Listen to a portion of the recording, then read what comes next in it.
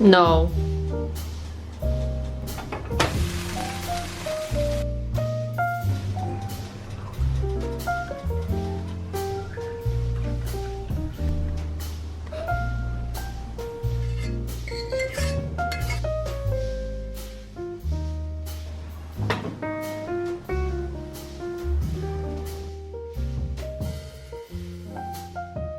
So we meet again. We meet again. I actually didn't think we would ever meet again. For a second there, I thought I just didn't want to make videos anymore. And look at me now. I can't stick to a single decision for the life of me. I tell you what.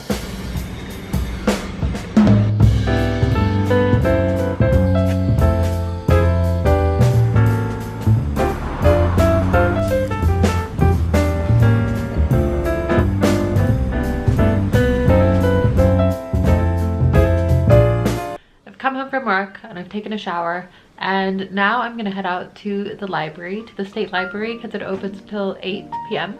and I'm gonna sit down and I'm going to write. I promised myself I would do this, and I usually get home from work and I'm really tired and all I want to do is just sit down and zone out. But to stop myself from doing that, I just got straight into the shower and now we're here. So it worked. So let's go.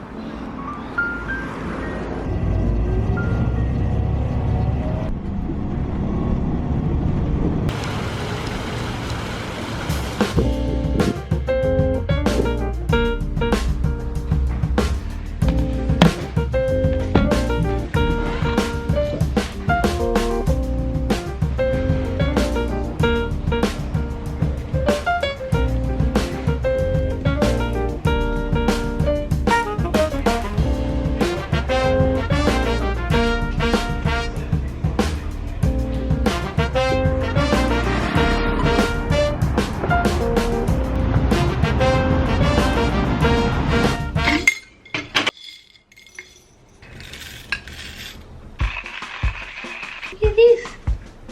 Hello, do you want to say hello?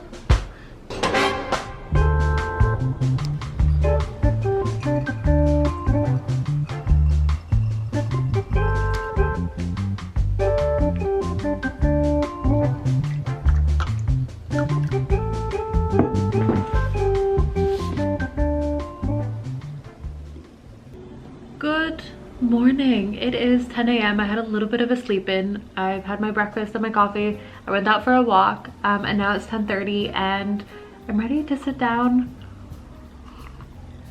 and write in my little Victorian shirt. This is the first time I'm attempting to write something the length of a novella. I have always just written essays and short fiction, little short stories, and it's always been very difficult for me to expand those things because one, I lack patience, and two, I get bored quite easily. This one that I've been working on has me interested, and I want to explore that and I want to challenge myself. It's already proving to be really difficult. I've been watching many videos from other writers and taking other writers' advice whilst also trying to stay true to myself and what I think might work for me. So kind of putting those bits of advice together and trying to come up with something. So I thought maybe if there's any other beginner writers out there that this could be interesting, and yeah, so that's what I'm going to do. I have cleaned the kitchen, I have cleaned my writing space. I write in the living room. My room, unfortunately, is too small for a desk. Is that tall enough? We can do better. I definitely feel like the first 25 minutes that I'm sat here are the most difficult. Is the most difficult section of it. It's the beginning. It's when I am feeling, I don't know, like I don't know what to write and that there's nothing left in me. And that's when I usually have the silly impulse to leave and say today is not a writing day. But I'm trying to get rid of that habit and trying to stick it out, because once I get past that discomfort, things come out. And also I need to stop being a perfectionist. And that's one of the things that I have to remind myself, is that I can just write whatever. As long as I'm writing something, or as long as I'm sitting here and have the intention of writing, that is what matters. That's what's creating the habit, and that's what's getting me closer to my goal. And that's why editing exists. So I can write terrible stuff and then I can just go back and edit it or erase it. The great thing is that usually in amongst all that like shitty stuff is one good sentence, and I then get inspired by that one sentence and then write a whole different thing. So I'm already stressed. I also think I need to go to Officeworks and get some post-it notes, because I am a visual learner and I'm having trouble with thinking about the structure of this novella. I'm having an issue with deciding what timeline I want it to be. So we have to do that as well. Okay, my battery is running low. Bye.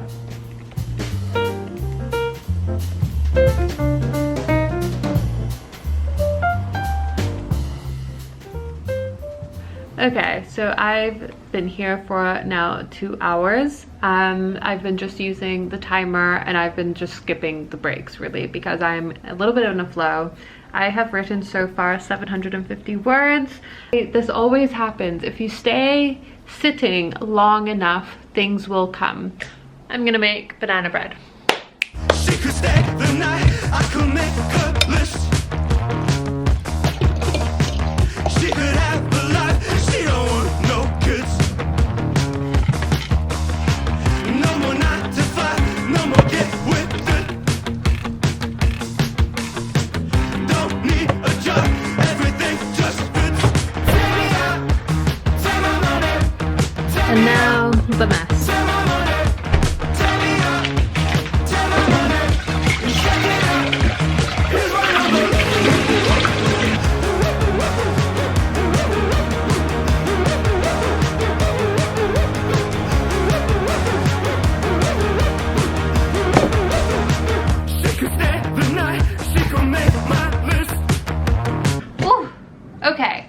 Finished Open Water by Caleb Zuma Nelson, and I thought, why not just talk about all the books that I've read in the past couple of weeks. I've had really good luck lately with the books I've been picking. I feel like I've had really good luck this year, which has kept me reading a lot. It's always when I stumble upon a book that is a little bit too slow for me or just isn't doing it that then I enter a reading slump. But right now we're doing well, and the first one, as I said, I just finished it, and it is such a short book, but it is so powerful. It is about 2 Black people that meet each other and quite immediately have a very deep connection, and they find a lot of solace in their relationship, a lot of understanding through experiencing racial injustice, through grappling with identity and what it means to be a Black person in a predominantly white society. The description says a love song to Black art and thought, and I thought that that was just the perfect description. Such a stunning book, and it reads like poetry. So I would highly recommend this.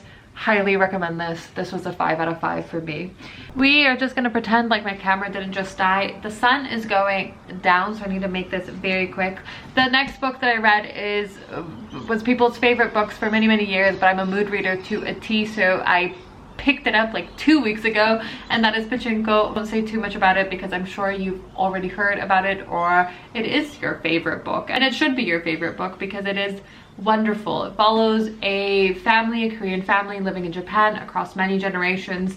The characters are so lovable and so tender and so deeply human.